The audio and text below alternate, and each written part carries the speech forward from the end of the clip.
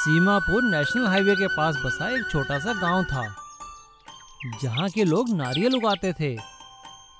गांव के अंदर अधिक जगह नहीं होने के कारण सभी किसान हाईवे के आसपास अपने नारियल के पेड़ उगाया करते थे और हाईवे पर नारियल पानी बेचा करते थे। एक दिन एक लड़का जो पेशे से चोर था उस हाईवे से गुजर रहा था। तभी उसे तेज प्यास लगी। उसने आसपास देखा तो उसे बहुत सारे नारियल के पेड़ नजर आए। वो झट से एक नारियल के पेड़ पर चढ़ा और नारियल तोड़कर पानी पीने लगा। उसे नारियल का पानी बहुत ही अच्छा लगा। अरे वाह, यह नारियल पानी तो बहुत ही मीठा है। क्यों ना मैं नारियल चोरी करना शुरू करता हूँ और इन्हें ले जाकर शहर में बेच दिया करूँगा। अब वो चोर रोज रात को आता और नारियल तोड़कर वहाँ से ले जाकर शहर बेचता। सीमापुर के किसान परेशान होने लगे। अरे भाइयों, लगता है कोई हमारे नारियल चोरी कर रहा है। देखो, कल शाम को मेरे पेड़ पर कितने नारियल थे और सुबह आने पर एक भी नहीं है। हाँ, मुझे भी ऐसा लगता है। हमें पुलिस थाने जाकर कंप्लेंट लिखानी चाहिए। लेकिन पुलिस उनका मजाक उड़ाती है। अरे क्या बात है मुखिया, मजाक के लिए तुम्हें पुलिस ही मिली है? कोई नारियल भी चुराएगा भला? हाँ जनाब, कोई हमारे रात को नारियल चुरा कर ले जाता है। अरे नारियल चुराना कोई बच्चों का खेल है क्या? तुम तो ऐसे कह रहे हो जैसे नारियल नहीं लीची है कि खड़े खड़े तोड़ ली और चुरा ली। सभी गांव वाले मायूस होकर वहां से चले जाते हैं। तभी गांव का एक लड़का बिरजू मुखिया से कहता है, मुखिया चाचा, चोर को पकड़ने के लिए हमें ही कुछ करना पड़ेगा। क्यों ना हम कुछ ऐसा करें कि जिससे चोर लालच में आ जाए। हाँ बेटा, तुम ठीक कहते हो, लेकिन हम क्या कर सकते हैं? बिरजू मुखिया के कान में कुछ कहता है और अगले ही दिन मुखिया सभी आसपास के गांवों में घोषणा करवा देता है, सुनो सुनो सुनो, सीमापुर गांव में नारियल तोड़ने की एक प्रतियोगिता होगी जिसमें जीतने वाले को एक गोल्डन बाइक इनाम में दी जाएगी। लेकिन प्रतियोगिता की एक शर्त होगी कि रात के अंधेरे में नारियल तोड़ने पड़ेंगे। गोल्डन बाइक के लालच में चोर प्रतियोगिता में आ पहुंचता है। प्रतियोगिता शुरू होती है। चोर के अलावा कोई भी अंधेरे में नारियल तोड़ नहीं पाता। मुखिया समझ आता है कि यही चोर है। सभी गांव वाले उसे पकड़कर उसकी पिटाई करते हैं। मार खाने के बाद चोर अपना अपराध कबूल कर लेता है और इस तरह गोल्डन बाइक के लालच में गांव का चोर पकड़ा जाता है और गांव वालों के नारियल बच जाते हैं। मुखिया और गांव वाले खुश होकर गोल्डन बाइक को इनाम में दे देते हैं। हवाई रिक्शा। कई साल पहले एक गांव में गिरधारी नाम का एक व्यक्ति रहता था। वो रिक्शा चलाता था। उसका एक पोता था बंटी। बंटी के माता पिता बचपन में ही गुजर गए थे। बंटी को उसके दादाजी ने ही पाला था। एक दिन गिरधारी लाल अपने रिक्शा के पास जाते जाते गिर जाता है। बंटी भागकर अपने दादाजी को उठाता है। अरे दादाजी, उठिए, क्या हुआ आपको?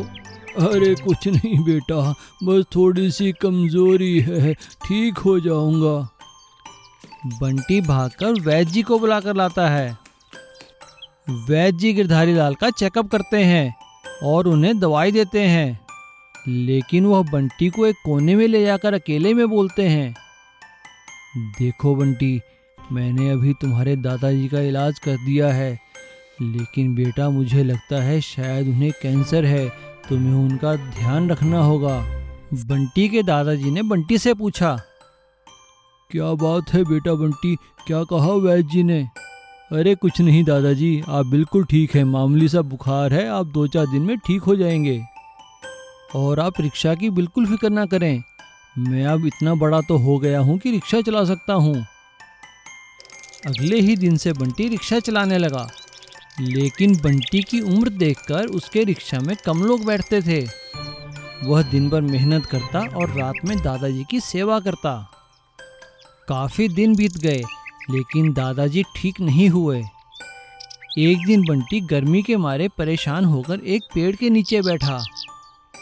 तभी वहां से एक साधु गुजरे। क्या बात है बेटा, तुम परेशान क्यों हो? बंटी ने उनको अपनी दादाजी की बीमारी और अपने घर के सारे हालात बताए।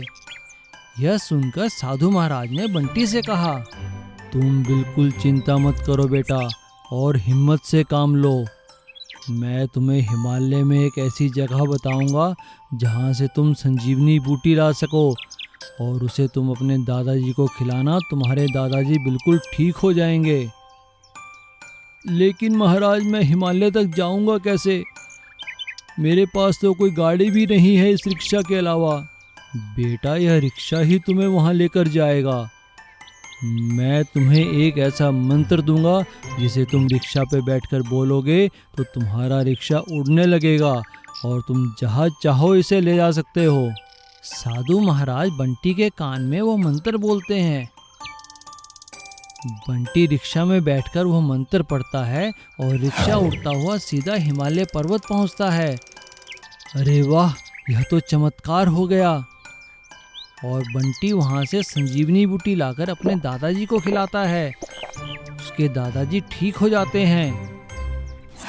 लेकिन उनके पड़ोस में रहने वाला कमलू यह देख के उनसे जलने लगता है। अरे अरे बंटी बेटा, क्या बात है, तुम्हारा रिक्शा तो उड़ने लग गया। क्या बात है, क्या जादू मंत्र करते हो? बंटी भोलेपन में उन्हें मंत्र बता देता है और कमलू लालच में आकर अपने रिक्शा पर बैठकर वह मंत्र पढ़ता है। क्योंकि कमलू के दिल में चोर था और उसने लालचवश अपने रिक्शा को उड़ाना चाहा और उसका रिक्शा थोड़ी देर उड़कर एक गड्ढे में जा गिरा। यह देखकर सभी लोग हंसने लगे और बंटी के दादाजी ने उनसे कहा, देखो भाइयों, किसी भी विद्या का गलत उपयोग नहीं करना चाहिए। हमें जो भी ज्ञान मिले उसका हमें अच्छाई के लिए ही प्रयोग करना चाहिए। उड़ता ऑटो। झेलमपुर गांव में तोताराम नाम का एक बूढ़ा ऑटो ड्राइवर रहता था। उसका एक बेटा था रामू, जो कोई काम नहीं करता था, बस इधर उधर आवारा घूमता रहता था। रामू का एक बेटा था भीमा, जो बहुत ही होशियार था और वह अपने दादाजी की बहुत इज्जत करता था। एक दिन भीमा ने अपने पापा रामू से कहा, पापा, तुम बिना काम के इधर उधर घूमते रहते हो। दादाजी का ऑटो चलाने में हाथ क्यों नहीं बटाते? अब वो बूढ़े हो गए हैं। क्या बात है बच्चू, बड़ी दया आ रही है अपने दादाजी पे। तू भी तो अब बड़ा हो गया है, तू ही क्यों नहीं चला लेता ऑटो? और वैसे भी मैं उस खटारा ऑटो को चलाने वाला नहीं हूँ। यह देखकर तोताराम कहता है, अरे बेटा भीमा, मत बोल इसे तो शर्म लिहाज है नहीं। भीमा वहाँ से नाराज होकर चला जाता है और अपने दोस्तों के साथ गांव के तालाब के पास घूमने निकल जाता है। तभी उसकी नज़र तालाब के पास पड़े एक पुराने हेलीकॉप्टर पर पड़ती है, जो काफ़ी सालों से यहाँ पर दुर्घटनाग्रस्त होकर गिर गया था। हेलीकॉप्टर को देखकर उसके मन में एक सुझाव आता है। वह अपने मैकेनिक दोस्त कालू को लेकर वहाँ आता है और उससे कहता है, कालू, हेलीकॉप्टर को देखकर मेरे मन में एक सुझाव आया है। क्यों ना इसका इंजन और इसके पंख हम अपने ऑटो में जोड़ लें? क्या ऐसा हो सकता है? हाँ भीमा, विचार तो अच्छा है। चलो ऐसा कर देखते हैं, हो सकता है ऑटो उठने लग जाए। अगले ही दिन से भीमा और कालू इस काम में लग जाते हैं और 3-4 दिन की मेहनत के बाद वो दोनों ऑटो में हेलीकॉप्टर का इंजन और पंख जोड़ देते हैं, जिससे उनका ऑटो उठने लगता है। अरे वाह कालू, हमारी मेहनत सफल हुई। देखो ऑटो उड़ रहा है, चलो इसे उड़ाकर अपने घर ले चलते हैं। हाँ हाँ भीमा, मैं भी बहुत खुश हूँ। भीमा ऑटो को उड़ाकर सीधा अपने घर के आंगन में उतार देता है और अपने दादाजी से कहता है, दादाजी, यह लीजिए मेरी तरफ से आपको तोहफा। अब आपको ऑटो चलाने की कोई ज़रूरत नहीं है, अब तो आप ऑटो उड़ा सकते हो। उड़ते हुए ऑटो को देखकर तोताराम कहता है, अरे वाह भीमा बेटा, मुझे तुम पर गर्व है। एक ये है तुम्हारा बाप निकम्मा रामू, जिसने सारी उम्र कुछ नहीं किया। एक तुम हो जिसने मेरा सिर गर्व से ऊंचा कर दिया है। उड़न ऑटो से 2 फायदे होंगे, एक तो पेट्रोल की बचत होगी और दूसरे लोग जहाँ चाहे वहाँ जा सकेंगे। यह सुनकर रामू को बहुत गुस्सा आता है और वह रात में मौका पाकर ऑटो को तोड़ने की कोशिश करता है, लेकिन तोताराम खिड़की से यह सब देख लेता है और छड़ी उठाकर रामू की पिटाई करता है। अरे बेशरम, कुछ तो शर्म कर। तूने तो सारी उम्र कुछ किया नहीं, अब अपने बेटे के प्रयोग को तोड़ना चाहता है, उसकी मेहनत को असफल करना चाहता है। शोर सुनकर सभी लोग वहां इकट्ठे हो जाते हैं और रामू शर्म के मारे पानी पानी हो जाता है और वो कसम खाता है कि आइंदा कभी ऐसा काम नहीं करेगा और मेहनत करके अपना घर चलाएगा। इधर भीमा और कालू के उड़न ऑटो की खबर सुनकर गांव के मुखिया वहां पहुंचते हैं और उनकी प्रशंसा करते हैं। भीमा, कालू, तुम दोनों ने हमारे गांव का नाम ऊंचा किया है। हमने तुम्हारे इस प्रयोग की खबर शहर के बड़े ऑफिसर्स को दी है, वो भी तुम्हें इनाम देने के लिए इच्छुक हैं। और इस तरह झेलमपुर गांव को भीमा के उड़ते ऑटो वाले गांव के नाम से जाना जाता है। ट्रक बना ट्रेन।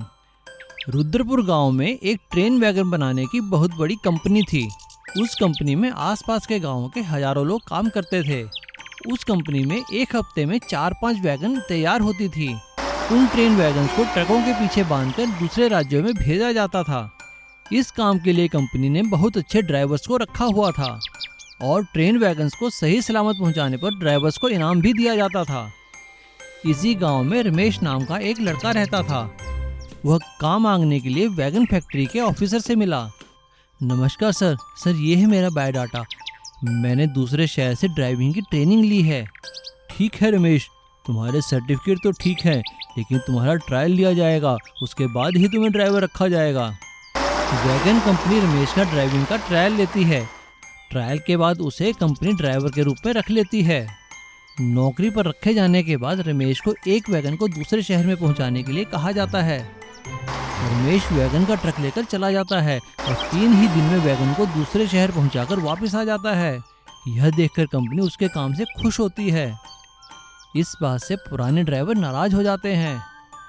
एक दिन जब रमेश कैंटीन में बैठा चाय पी रहा था, तभी कालूराम उसके पास आता है। क्या बात है भाई छोकरे, नया नया जोश है, 3 दिन में ही गाड़ी पहुंचा दी। जी उस्ताद जी, क्या करें, सड़क खाली मिली थी। अबे हमें मत सिखा, तू सड़क खाली मिली थी कि क्या मिला था। हम लोग 4 से 5 दिन में गाड़ी पहुंचाते हैं तो ऊपर की कमाई भी करते हैं। ऊपर की कमाई वो कैसे उस्ताद जी? हम लोग जाते जाते वैगन में रास्ते में सवारियां बिठाते हैं और उनसे पैसे भी लेते हैं। तू भी ऐसा किया अगर बच्चे, नया नया है, सब सीख जाएगा। रमेश को कालूराम की यह बात अच्छी लगती है। अगली बार जब वो वैगन लेकर जाता है तो ऐसा ही करता है, रास्ते में सवारियों को बिठाता हुआ जाता है। सब कुछ सही चल रहा था। एक दिन रमेश के मामा के लड़के की शादी थी। तब उसने रमेश से कहा, भैया बाकी सब इंतजाम तो हो गया है, लेकिन बारात के लिए गाड़ी नहीं मिल रही, बहुत पैसे मांग रहे हैं बस वाले। अरे वो तू उसकी फिक्र मत कर, वो मुझ पे छोड़ दे। रमेश अपने मामा के लड़के की शादी वाले दिन ट्रक में वैगन लेकर आता है और उस वैगन में बारात को बिठाकर शादी के लिए ले जाता है और शादी पूरी होने के बाद बारात को वापस मामा के घर ले आता है और अपने मामा से कहता है, तो ठीक है मामा जी, मैं अब चलता हूँ, मुझे वैगन को दूसरे शहर पहुँचाना है। रमेश अगले दिन जैसे ही वैगन को दूसरे शहर लेकर पहुँचता है तो वहाँ पे मैनेजर वैगन को देखकर रमेश से कहता है, रमेश ये क्या लाए हो भाई तुम इस बार? अरे साहब वैगन ही तो है जो कंपनी ने दिया, मैं ले आया। अरे रमेश ध्यान से देखो, कंपनी कब से वैगन को सजाने लग गई और इस वैगन के अंदर इतनी गंदगी क्यों है? कंपनी के बड़े ऑफिसर रमेश से सख्ती से पूछते हैं। रमेश उन्हें सारी बात बता देता है। कंपनी सभी ड्राइवर्स के खिलाफ एक्शन लेती है और सभी को नौकरी से निकाल दिया जाता है। और इस तरह ट्रेन ट्रक से पैसे कमाने के लालच में कई ड्राइवर्स की नौकरी चली जाती है। Please subscribe.